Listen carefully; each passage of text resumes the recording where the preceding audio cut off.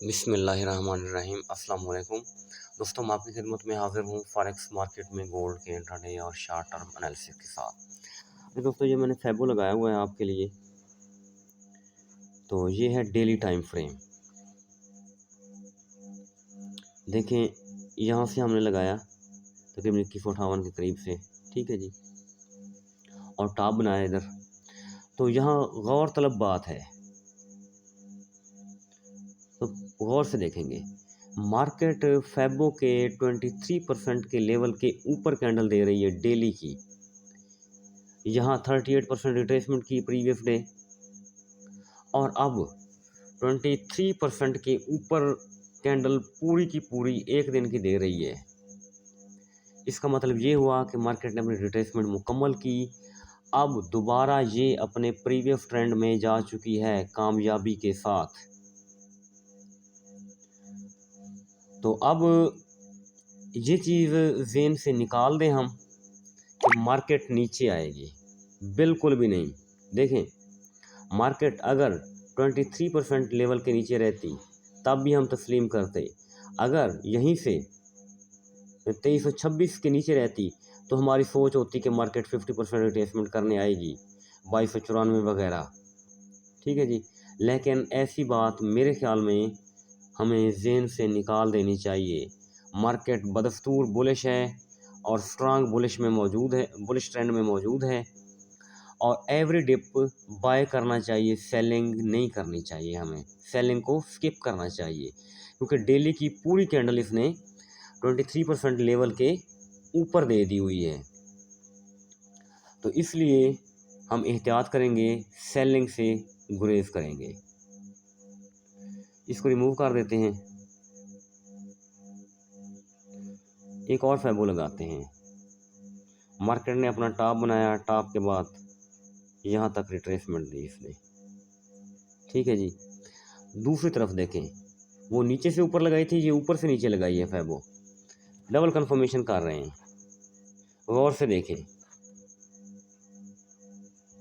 2390 60% of फैबो। अगर market 1 घंटा 2390 के ऊपर गुजारती है, 60% गोल्डन लेवल ऑफ फैबो इसके ऊपर, तो आप बाय करेंगे।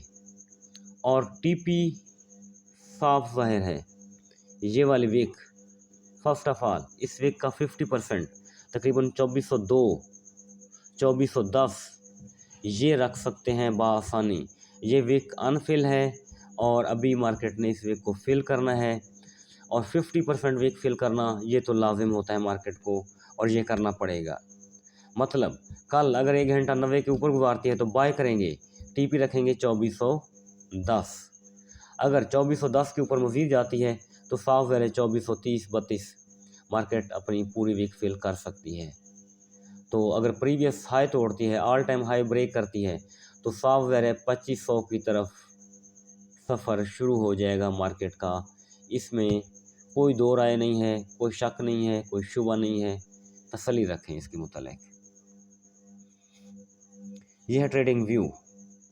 तो यहाँ से हम इसको रिमूव कर देते हैं। सॉरी, ट्रेडिंग व्यू नहीं, MT4 है, सॉरी, MT4। ये डेली के हिसाब से हमने एनालिसिस किया कि अगर 90 के ऊपर घंटा गुजारती है, या कम से कम 15 मिनट की 2 कैंडलें दे दें, ये वो भी काफ़ी है, ठीक है जी, बाय की। तो तब भी हम बाय अपनी स्टार्ट कर सकते हैं। SL 90 से नीचे रखेंगे और ऊपर की जानिब हम चलते जाएंगे। छोटा टाइम फ्रेम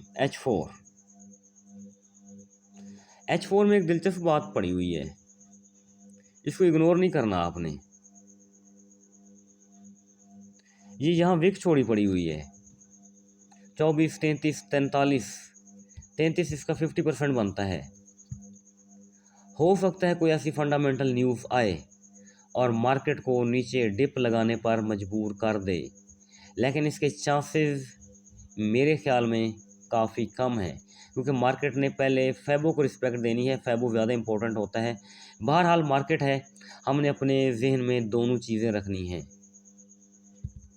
देखें, एक ऊपर विक पड़ी हुई है, एक नीचे पड़ी हुई है, और मार्केट सेंटर में ठहरी हुई है। मार्केट की मर्ज़ी, वो ऊपर पहले चली जाए, वो नीचे पहले चली जाए, पॉसिबल है।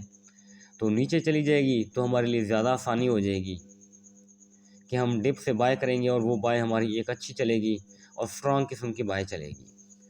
तो ऊपर भी अगर 90 के ऊपर 87 के ऊपर मार्केट मौजूद है, 90 के ऊपर अभी तो मार्केट क्लोजिंग पोजीशन में है, थोड़ा ही टाइम रह गया मार्केट की क्लोजिंग में।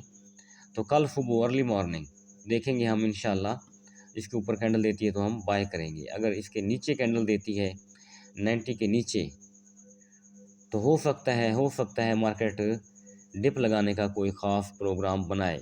लेकिन आज सारा दिन मार्केट ने एक चीज़ की, मार्केट में स्लिपेज बहुत ज़्यादा नज़र आई। हर कैंडल के साथ छोटे टाइम फ्रेम में लंबी विक छोड़ती रही, ऊपर नीचे बेतरतीब बॉडी बनाती रही और बार बार एसएल हंटिंग करती रही। बहरहाल ये मार्केट का हिस्सा है, ये तो करना पड़ता है और हमें ये चीज़ बर्दाश्त भी करनी पड़ती है। तो ये एक मतलब हर रोज़ तकरीबन हमें ये चीज़ कुछ अरसे बाद, हर रोज़ तो नहीं, इस चीज़ का सामना रहता है। तो H4 का टाइम फ्रेम है वो हमें ये वाली कहानी सुना रहा है। H1 में आ जाए, H1 में आ गए। मार्केट की वो जो ड्रामेबाजी है वो मैं दिखाऊँ। यहाँ से हमने बाय किया था डिप से, मार्केट यहाँ तक गई और बहुत देर तक, काफ़ी टाइम लगाया उसने, 1 2 3 4 5 6 घंटे लगाए, बहुत कम मूव दी। फिर मार्केट ने एक लंबी रेड कैंडल दी, सभी बायर्स को उठा दिया बाइंग से। जब बायर्स उठ गए, मार्केट को तसल्ली हो गई, तो मार्केट ने ये वाली मूव बनाई है, ठीक है, 59 से लेके 97 तक। ये भी मार्केट का पुराना ड्रामा है और मार्केट इस्तेमाल करती आती है हमेशा से। जब हम बाय में थे तो मार्केट ने 6 घंटे में बहुत थोड़ा मूव दिया और जब हम उठ गए, अपनी बाइंग उठा ली, चाहे ब्रेक इवन हिट हुआ, चाहे टीपी हिट हुआ, चाहे हमने वो अपना प्रॉफिट बुक किया, तो उसके बाद जब सारा मैदान क्लियर हो गया तो मार्केट बाय में गई और ख़ासी बाय में गई। तो इस चीज़ का भी हमने एहतियात रखना होता है। बहरहाल मजबूरी है, मार्केट के साथ इन चीज़ों को बर्दाश्त करना पड़ता है और सीखना पड़ता है। तो ये आज सारा दिन मार्केट ने हमारे साथ ड्रामा किया। मुझे यकीन था कि मार्केट ने बाय जाना है और मैं बार बार बाय भी कराता रहा, हमेशा बाय कराता रहा। तो लेकिन मार्केट शायद मुझसे ज़्यादा चालाक निकली, उसने सभी दोस्तों को उठा दिया और फिर बाय में गई। बहरहाल कोई इशू नहीं है, चलता रहता है ये। अब आते हैं ट्रेडिंग व्यू के ऊपर। ट्रेडिंग व्यू में नीचे खूबसूरत लेवल पड़ा हुआ है 2352 का। 2352 तक अगर हमें कल मार्केट मिलती है तो यकीन करें यहाँ से बाय करने का अपना ही एक मज़ा होगा, क्योंकि ईयरली लेवल है, कॉन्फिडेंस होगा हमें कि मार्केट ईयरली लेवल के ऊपर पड़ी है, ईयर टू ईयर तो जाना ही पड़ेगा मार्केट को। लेकिन अगर इसके नीचे आती है, ईयरली लेवल के 52 के नीचे आती है, तो फिर पॉसिबल है मार्केट यहाँ 50% तक आ जाए इस वीक को फिल करने। इस चीज़ का हमने एहतियात रखना है, यानी जब मार्केट डिप लगाएगी 52 के इर्द गिर्द आएगी तो उस वक्त हमने एहतियात करना है, अपना एसएल लगाते वक्त भी और बाय करते वक्त भी। कंफर्मेशन लाजमी करनी है, ठीक है जी। कंफर्मेशन के बाद ही हम बाय करेंगे। कहीं ऐसा ना हो कि मार्केट 52 के नीचे कैंडल दे और ग्रीन कैंडल दे और हम बाय में बैठ जाएं। ऐसा करना मेरे ख्याल में 80% रिस्की हो सकता है। तो बाकी लेवल आपके सामने हैं, ये मैंने निकाले पड़े हुए हैं इधर, ठीक है। 2409 है, 2420 है, ठीक है, 2427 वाला एरिया है, ये वाले लेवल। क्योंकि मार्केट ने ये डिप लगाया है ना, बॉटम बनाया, बॉटम से टॉप बनाया, ठीक है, फिर डिप लगा के ऊपर गई। तो इस डिप को अगर मेजर किया जाए तो मार्केट के लेवल वही बनते हैं 2420, 2427, 2409, ठीक है जी।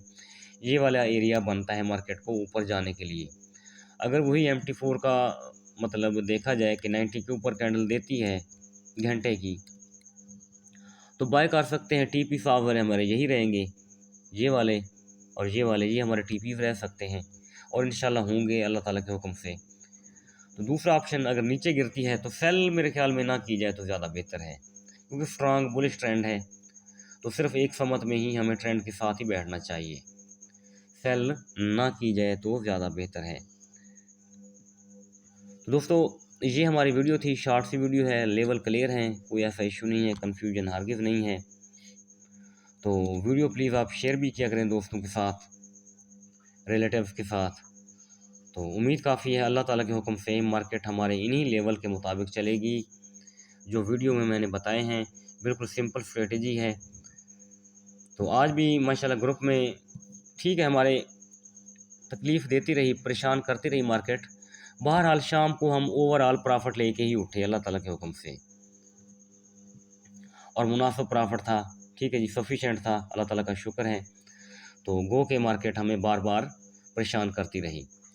तो ये तो हिस्सा होता है, गेम का हिस्सा होता है, थोड़ी मुशक्क़त करनी होती है। तो अगर दोस्तों आप इन्हीं लेवल के मुताबिक चलेंगे तो उम्मीद काफ़ी है आप प्रॉफिट में रहेंगे। तो अपना बहुत सारा ख्याल रखें, मुझे अपनी दुआओं में याद रखिएगा। थैंक यू, अल्लाह हाफ़िज़।